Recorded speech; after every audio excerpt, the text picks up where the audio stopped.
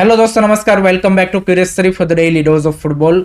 तो सबसे पहले बात करते हैं एशियन गेम्स कमेटी ने 2026 के एशियन गेम्स की जो फुटबॉल की ऑफिशियली मेंस एंड वुमेन्स की क्वालिफाइड टीमें हैं उसको अनाउंस कर दिया है। एंड इसमें आपको इंडिया का नाम नहीं दिखेगा, लेकिन इंडिया की जो under 23 men's team and India की सीनियर वुमेन्स टीम दोनों एलिजिबल थी इस टूर्नामेंट में पार्टिसिपेट करने के लिए एज पर दी एशियन गेम्स क्राइटेरिया।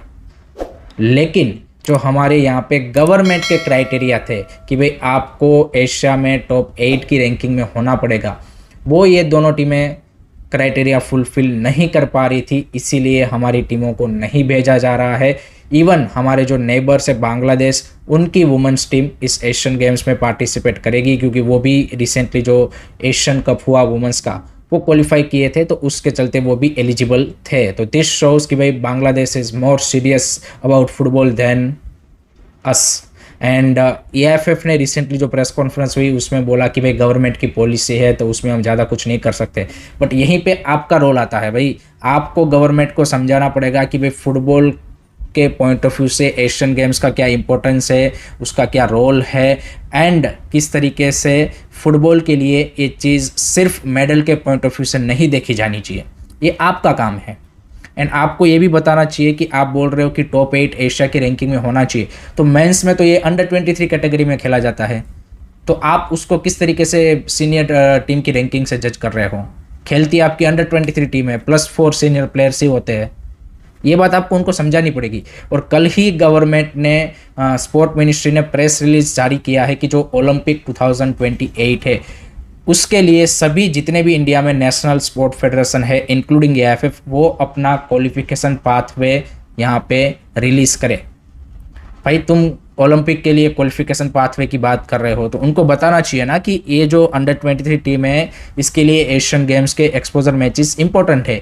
इसके बाद ही नेक्स्ट ईयर जो आपका फिर से अंडर 23 एशियन कप क्वालिफायर आएगा और उसके बाद एशियन कप आएगा अंडर 23 का, उसमें वो लोग अगर यहाँ पे टॉप 4 में फिनिश करेंगे then they can qualify for Olympics. तो ये बात आपको उनको बतानी पड़ेगी, समझानी पड़ेगी। वुमेंस के लिए भी आप देखिए कि भाई ये एशियन गेम्स काफ़ी as a exposure, as a experience you can say कि to play against higher rank teams important था, बट अनफॉर्चुनेटली ये नहीं हो पाया है। एंड गवर्नमेंट के ओर से भी ये दिखाता है कि ब्यूरोक्रेट्स यहाँ पे सभी स्पोर्ट को एक ही लेंस से देखते हैं, जबकि ऐसा नहीं होना चाहिए। You have to see the you can say कि that sports importance in Asian Games और किस तरीके से उनका ओवरऑल स्ट्रक्चर में वो रोल है। But that is what it is.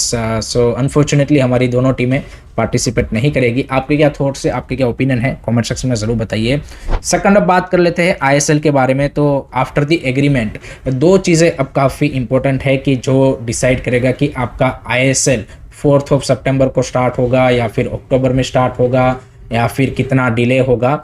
पहली चीज़ तो भाई EFF ने ऑलरेडी सभी जो 14 के 14 क्लब है उनको लेटर भेज दिया है कि आपको 20 जुलाई तक जो पार्टिसिपेशन फ़ी का फर्स्ट इंस्टॉलमेंट है 55 लाख का, वो यहाँ पे आपको हमें जमा करवाना है। इससे आपका पार्टिसिपेशन कंफर्म हो जाएगा, तो हमें उससे पता चलेगा कि भाई इवेंचुअली इस साल कितनी ISL टीमें पार्टिसिपेट कर रही है। एंड लेट होप कि 20 जुलाई तक सभी ISL क्लब इसमें क्लियर हो। यहाँ पे फिर उसमें ये नहीं होना चाहिए कि भाई डिले हो रहा है, क्योंकि जब तक आपकी टीमें फिक्स नहीं होगी तब तक आपका फिक्सर शेड्यूल ये सारी चीज़ें नहीं बन पाएगी। सिंपल सी बात ये है।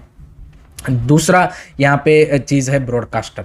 तो ब्रॉडकास्टर में नो डाउट यहाँ पे रिपोर्ट्स ये आ रही है कि भाई जी इंटरेस्ट दिखा रहा है। Even I think last year का जो ब्रॉडकास्टर फैन कोड है वो भी मे बी इंटरेस्ट दिखा सकता है। तो ये दो मेन प्लेयर होने वाले हैं। सोनी एंड जियो का चांसेस कम है, बट ये जी एंड फैन कोड इंटरेस्ट दिखा सकते हैं। बट उसमें इंपॉर्टेंट चीज़ ये है कि किस टर्म्स एंड कंडीशन पे, किस वैल्यूएशन पे, किस वैल्यू पे ये डील होती है। सो उससे जो ISL की यहाँ पे फाइनेंशियल यहाँ पे सस्टेनेबिलिटी है उसके ऊपर काफ़ी बड़ा इम्पैक्ट पड़ेगा। तो देखते हैं कि वो डील कब तक यहाँ पे फाइनलाइज होती है, टेंडर के थ्रू होती है या फिर यहाँ पे ISL क्लब इन दोनों ब्रॉडकास्टर को रीच आउट करके करते हैं, किस तरीके से करते हैं वो देखना इंटरेस्टिंग होगा। तो ये दो चीज़ें इंपॉर्टेंट है। तीसरी चीज़ जो इंपॉर्टेंट है कि भाई जो 14 के 14 क्लब है उसमें भाई फाइनेंशियली कुछ क्लब काफ़ी ज़्यादा क्रिटिकल कंडीशन में है, जिसमें one of them is obviously केला ब्लास्टर। हमने पिछले कुछ वीडियो में भी मैंने आपको अपडेट्स दिए थे कि भाई financially they are in a really really critical situation, and अभी भी स्टेटस वही है, they are looking for new investor. अगर न्यू इन्वेस्टर आएंगे तो वो यहाँ पे टीम उतारेंगे, एंड अगर न्यू ओनर आएंगे तो उनको सेल भी कर देंगे। बट विथआउट दैट, ये दोनों चीज़ें अगर नहीं हुई तो यहाँ पे इस सीज़न केला ब्लास्टर का खेलना ऑलमोस्ट इम्पॉसिबल सा दिख रहा है। एंड ये सिर्फ केला ब्लास्टर की सिचुएशन नहीं है, there are Odisha FC also looking for investor. East Bengal के पास भी इन्वेस्टर नहीं है, वो प्लेयर्स एक के बाद एक साइन किए जा रहे हैं, बट लेट होप कि वो भी टाइम पे इन्वेस्टर को फाइंड कर पाए। इंटरकाशी के लिए भी सेम सिचुएशन है, they are also looking for a new investor. And आप देखिए कि उनके ऊपर फीफा के 2 ट्रांसफर बैन भी आई थिंक आ चुके हैं due to the unpaid salary of their former you can say कि प्लेयर्स। तो वो तो आई थिंक जैसे ही इन्वेस्टर आएंगे, आप ड्यू क्लियर करेंगे तो वो बैन तो हट जाएंगे, लेकिन वो भी यहाँ पे देख रहे हैं। सो ये सारे जो क्लब है they are in a critical situation from that perspective. And then there is a couple of club की जो यहाँ पे काफ़ी ज़्यादा टाइट बजट में टीमें बिल्ड कर रहे हैं, तो वो भी हमें देखना पड़ेगा कि कितनी यहाँ पे कंपिटिटिव टीम वो खड़ी कर पाते हैं। तो ऐसा नहीं है कि भाई 4 साल का आईएसएल का एग्रीमेंट हो गया तो आईएसएल में सब कुछ फिक्स हो गया है। Clubs still in terms of the financial you can say कि situation wise is in a really I would say कि going on a tight rope. So let's see यहाँ पे कितने क्लब फाइनलाइज होते हैं एंड कितने क्लबों के साथ हमें आईएसएल देखने को मिलता है। But this 2 things are very very important कि पार्टिसिपेशन फ़ी ऑन टाइम पे की जाती है एंड ब्रॉडकास्टर के तौर पे कौन आता है किस वैल्यू पे। सो वो देखना काफ़ी इंटरेस्टिंग होगा। So that's the update on the ISL. Next let's move on to the some of the transfer updates, and उसमें भाई the king is back. Yes, Aladin Azare, the goal machine of ISL season 24-25 is back with Northeast United FC. Last season उनको यहाँ पे on loan भेज दिया गया था, and last season वो यहाँ पे आईएसएल नहीं खेल पाए थे, बट उस टाइम पे ही एग्री हो गया था दोनों पार्टीज़ के बीच में, एंड 2 साल का उन्होंने कॉन्ट्रैक्ट एक्सटेंशन भी साइन किया है। So that's good to see. And Alaeddine Ajaraie, as we all know कि चाहे आप नॉर्थ ईस्ट यूनाइटेड के फ़ैन हो ना हो, जिस तरीके से उन्होंने उस सीज़न गोल स्कोर किए थे, it was a treat to watch. And I think ISL need this kind of players to produce that entertainment value. So good to see Aladin Azare is back with Northeast United FC. On the other side, Mohan Bagan Supergiant के one of the I would say कि club legend Dimi Petratos is leaving the club after 4 season, and club legend इसलिए क्योंकि पिछले 4 सालों में ही produce some magical moment in important matches for Mohun Bagan, and जो उसका फैंस के साथ एक रिलेशन था वो एक डिफरेंट लेवल का आई वुड से कि रिलेशन कनेक्शन था। सो यहाँ पे it's really sad to see कि he is leaving the club, but I think it was a right decision to be honest from the Mohan Bagan's overall team perspective. I think they need a little bit freshness in that foreign quota, and last season भी उतना ज़्यादा impact दिमी पेत्रातोस नहीं डाल पाए थे, तो उस point of view से I think this is a right decision. So let's see उनके रिप्लेसमेंट के तौर पे मोहन बगान किसको साइन करता है, एंड नेक्स्ट सीज़न के लिए मोहन बगान का जो फॉरेन कोटा है उसमें हमें किस तरीके के प्लेयर देखने को मिलते हैं। आपका क्या थॉट्स है about Dimi Petratos, comment section में ज़रूर बताइएगा।